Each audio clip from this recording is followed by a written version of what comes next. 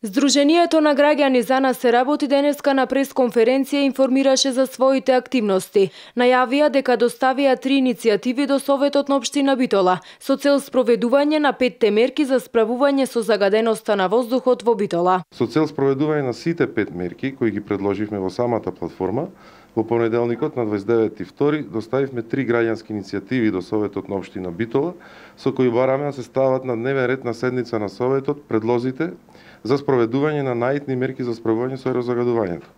Останува на председателот на Советот на општина Битола да одлучи дали ќе ги прифати иницијативите и дали за нив ќе се расправа на седница на Совет. Откако последни веденови се актуализира прашањето за ископ на минерални суровини на местноста Билбил Камен во непосредна близина на градот.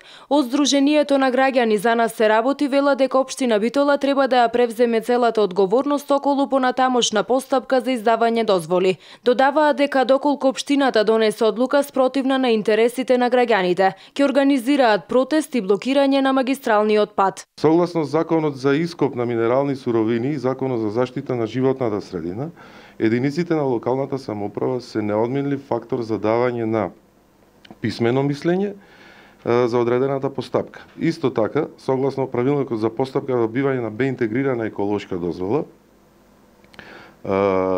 општината ја има целосната надлежност по тоа прашање.